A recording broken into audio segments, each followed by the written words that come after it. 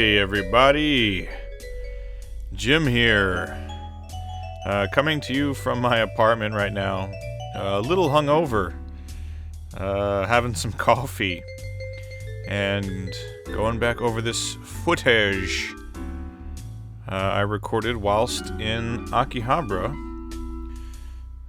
this fine evening before going to the Tokyo Video Gamers Bar to imbibe lots of beer and play lots of video games.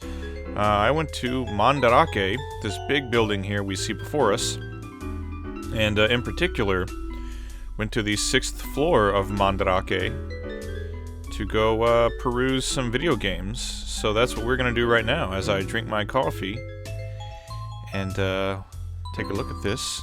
We're going to go look for video games, yay! So in here, as you can see, pretty much everything in these big plastic cases.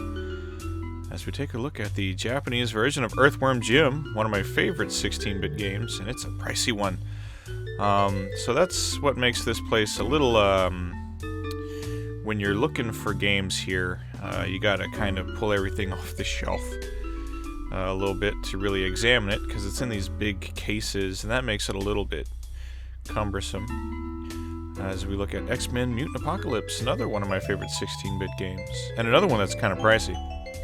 But what's nice is they also have the price listed on the side of the games, so you don't have to really, just to see the price, you don't have to take everything off the shelf and examine it. You can see the price on the side, but if you really want to take a closer look, you're going to want to take it out and have a looky-see. So we check out Garron Densetsu on the Super Famicom. Yeah, so this whole section right here, box stuff for the Super Famicom, as if you couldn't tell already. GS Mikami, that's a great Japan exclusive for the Super Famicom. Another one that's pretty expensive these days. Didn't always be that way. But what can you do? And Go-Go Akuman 3. I like the Go-Go Akuman games. They're good side-scrolling platformers for the Super Famicom. Pretty great games. So yeah, at least, everything in here is going to be in pretty good shape, I'd say. You can see the little label. It'll tell you the condition of the box, cartridge, and manual from A to C. And with everything being in these protective cases, you at least know that, they're not going to suffer any damage here in the store, I guess. As we look at Street Fighter 2, the original, and some Triforce of the Gods, aka Link to the Past, and Pretty Fighter, everybody's favorite 16-bit fighting game. So yeah, everything in this store, super protected. Nothing's gonna happen to it. It's in these cases that, you take it to the front. They have their little locking mechanism. Kind of reminds me, what was it back in I used to work at a Sam Goody, and a lot of the stuff we had in there had little cases like that on, especially the CDs. All of the CDs were in these little protective cases that we had to take off with a little magnetic thing. So they got those in here. So they'll take these cases off and give you your game. As we look at Soul Blader, aka Soul Blazer, which is a great game. It's about $30 complete. Which I guess, all things considered, isn't that much for a complete game. So that's nice. Smash TV for the Super Famicom.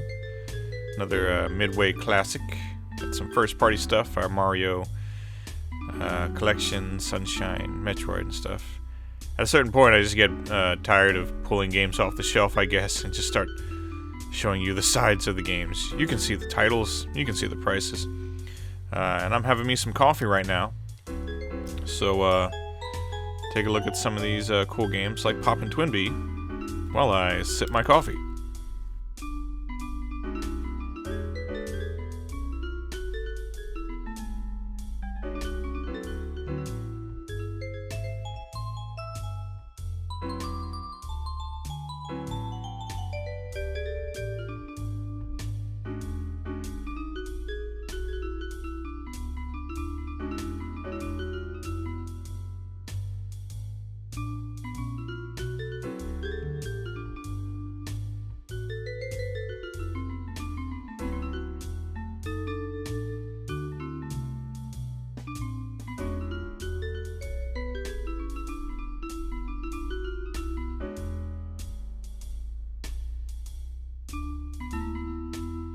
Alright.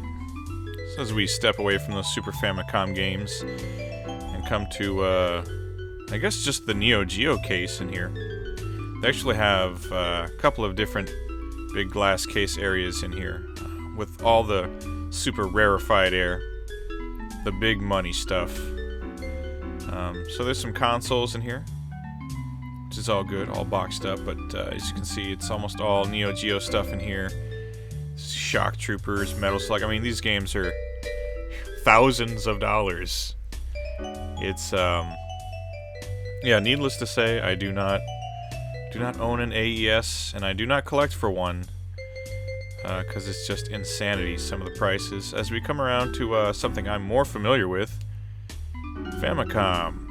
I do love me some Famicom, including Star Wars, with the Darth Vader Scorpion thing. That's always fun. And what do we got here? Oh, Nemo. I've actually still not played Little Nemo. It says, Japanese title says Nemo Pajama Hero, which is really cute. And the Puyo Puyo on Famicom. I've never played the Famicom port of Puyo Puyo either. Which is weird because I'm a big Puyo Puyo fan. Wario no Mori, aka Wario's Woods, which I think was the last game released for the NES, right? It's not the last Famicom release, but the last NES release. Rockman 6 for 15,000 yen. That is quite rich. Is that like supposed to be factory sealed or something? That one's 7,500. So maybe the 15,000. Well, that was Rockman 4 though. But that's insanity. That's way too much for that. That's something else I should have mentioned about Mandarake. Their prices are not always very good. As we have Golgo 13 here, the first Golgo game, which is pretty cool, and then the follow-up to that game, which the title escapes me right now, but that one's pretty cool too. Those games they're weird. They're like multi-genre spanning games. There's side-scrolling and action and a little shooting and everything. Gun Deck, though, aka Vice Project Doom. I love this game. Very good. A better example of cross-genre stuff, where it's a side-scrolling action game. There's shooting segments, top-down shoot 'em up, and crosshair type things. So I love that game. And of course, Gradius. Can't go wrong with Gradius. That's 2,900 yen for a boxed copy of Gradius. And 75 though for Gradius 2, which is less common. Gradius 2, I have way more trouble with difficulty-wise than the first game, and the third game too. For whatever reason, I just find Gradius 2 to be quite difficult. As we look at some loose cards here. Biometal, Final Fight, some other stuff. These are more expensive loose card games. So check those out while Jim continues to nurse his hangover with a little bit of coffee. Ooh, Little Samson. Lovely.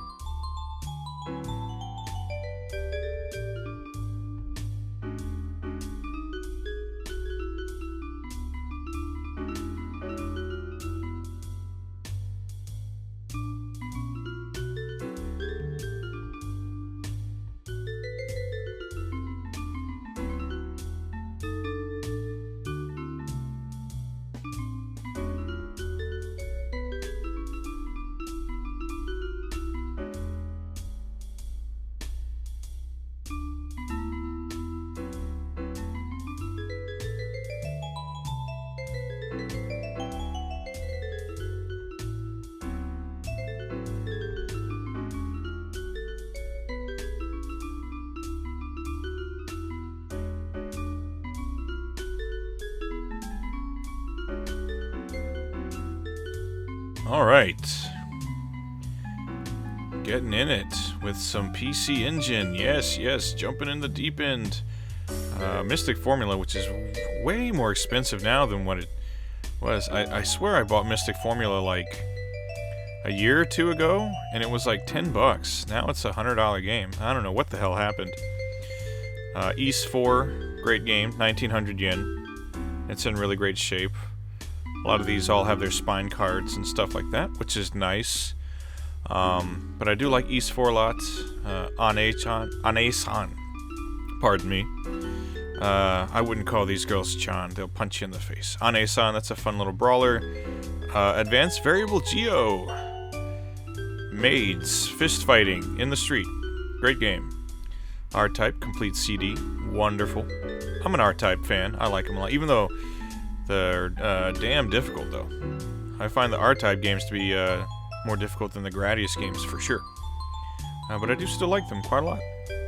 And we've even got some Famicom disc up here. And moving right along, those orange labels, you can't miss them. The Dreamcast, it's... never pass up a Dreamcast section. As we're looking at Shenmue 2, which is nice. That big collector's thing. And Super Puzzle Fighter 2X for matching service. Fantastic game. I love Puzzle Fighter and Star Gladiator 2, aka Plasma Sword. So all this really good Capcom stuff right here. Which, you know, if you're familiar even a little bit with my channel, you know what a big fan of 80s and 90s Capcom I am. Can never go wrong with that. Speaking of, Gigawing. Great game. And Gigawing 2. I actually prefer the first Gigawing over the second one. By quite a lot, actually. I like that game a lot. And Gunbird 2, which I also love. Actually, just recently posted a review for Gunbird 2. Great on the Dreamcast with exclusive characters. And Mark of the Wolves, which there's Dreamcast, and then there's, you know, the Neo Geo version, which is too rich for my blood, but it's also on the PS2 and others. Capcom vs. SNK 2, amazing game, classic stuff. And then all these King of Fighters games. I think a handful of which were not released outside of Japan, right? Like King of Fighters 2000, 2001, 2002. Those were not released in North America on the Dreamcast, if I'm not mistaken. So yeah, that's great. You know, Dreamcast, a lot of love from Capcom and SNK, including Mars Matrix. Again, a wonderful game. I come across this game quite a lot, actually, in shops like this that carry lots of good stuff, and it's always expensive. So I'm happy I already have my copy. Marvel vs. Capcom 2 on the Dreamcast, which is kind of lame right now, since you have to earn online points in that game to unlock all the characters, and good luck playing some online Dreamcast matches for Marvel vs. Capcom 2. Zero Gunner 2, maybe my favorite shooter on the Dreamcast, actually. I really love this game. Just, it's, you know, fairly simple, multi-directional, top-down shooter. And just, you know, jump in, get at it. No magical powers or anything too fancy, just play the game. And Earthworm Jim 2 on the Sega Saturn, which is a game I love. It's actually one of my favorite kind of games in general. I love Earthworm Jim 2 on the Saturn. That's my favorite Earthworm Jim game, my favorite iteration of an Earthworm Jim game, of all the different ports of the first and second game. We have some Neo Geo CD here, which is pretty cool. I was pretty close, I think, to having a complete Neo Geo CD collection, which I then sort of gave up on, and have actually since sold some of my Neo Geo CD games. But it's nice to know that if I really want to buy them back, I can just, you know, run down to the store and, you know, buy them up. So that's always cool. And Gusun Oyoyo S. The Gusun Oyoyo games, if you're a puzzle fan, do not sleep on those, because they are exceptionally fun. The Gradius Deluxe Pack, which I think has the original Gradius and Gradius 2. That's pretty cool. And then later on the PS2, there was Gradius 3 and 4 released as a bundle, which I also have, so that's great. Get the arcade versions of Gradius 3 and 4. Waku Waku 7. Fantastic fight 'em up. Fight 'em up? It's a fight 'em up. I've invented a new term. A fantastic fight 'em up for the Saturn. Developed by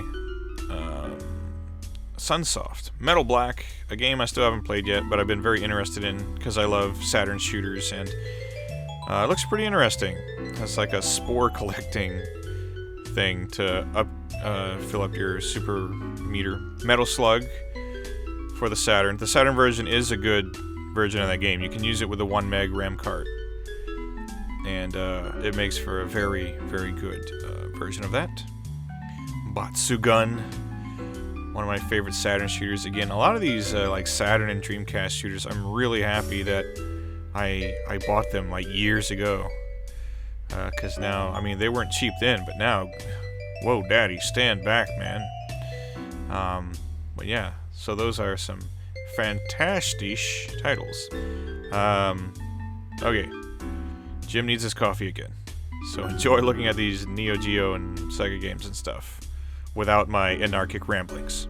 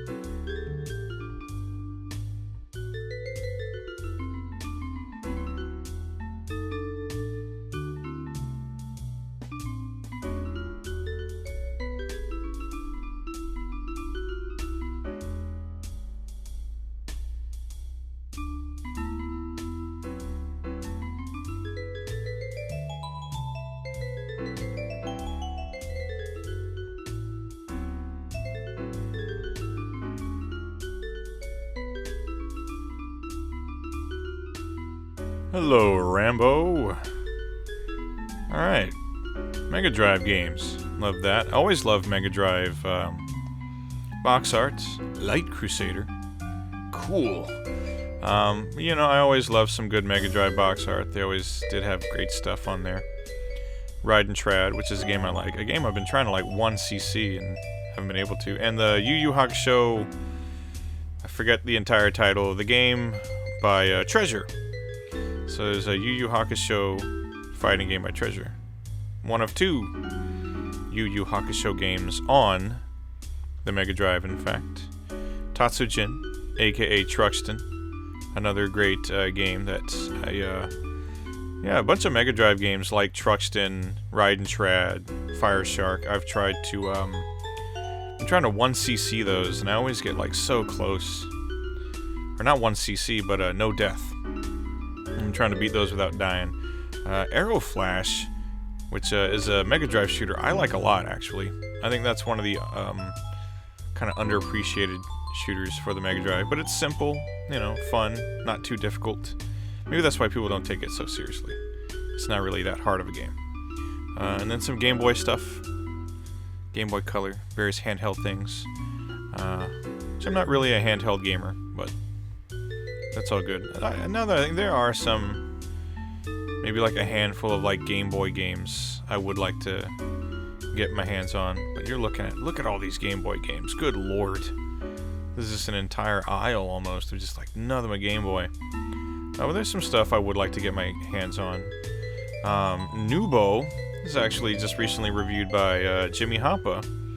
It looked pretty cool, but now it's pretty expensive. Is that just like a Mandarake thing? What the hell's going on? Some Kunio-kun, so stuff like that. Kunio-kun and these, you know, the Nemesis games, aka just Game Boy Gradius. I'd like to have stuff like that. Or like Mario Land. Some of the Kirby, you know, Kirby Pinball, things like that.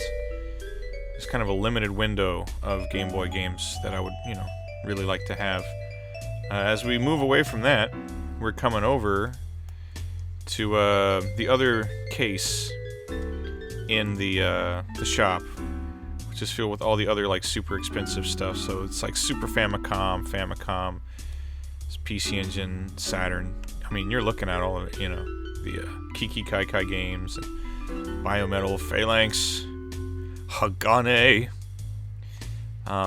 yeah, Wild Guns, Undercover Cops. So this is all that rarefied Super Famicom and Famicom Air in here. So some of these games I have, some of them I do not. Some of them I'll probably never have just because, I mean, Lord have mercy. They're hundreds and hundreds of dollars. Saturn shooters. That's the rich stuff. Again, I have a bunch of the Saturn shooters, and I'm glad I have them. And the ones I don't have, on Triros Derpy, another one, jeez. The Saturn shooters I don't have, it's very likely I'll never have them, just because, I mean, unless I just fall into a whole lot of money, it's not too likely, as we look at all these Mega Drive games as well, like the Battlemania games, Pulse Man, Turtles, stuff like that. Just the super rare stuff, and even some more consoles. That's nice. Box stuff. But yeah, just so much great stuff in there, but just so expensive. So, but you can see this place really is catering to the collectors. They keep stuff in as great a shape as possible, and the prices to match. But anyway, that's it. We're out of here. So long, Mandarake. So if you're in Akiba and you are indeed a game collector, Mandarake is a place to drop by if you don't mind spending a little more, I guess, on stuff you know is going to be in pretty pristine condition. But anyway, that's it for this video, ladies and gentlemen, and others. So thanks for watching, and come back next time for more game hunting and or hangover nursing with coffee. So thanks again, and until next time, everybody, take care. Goodbye.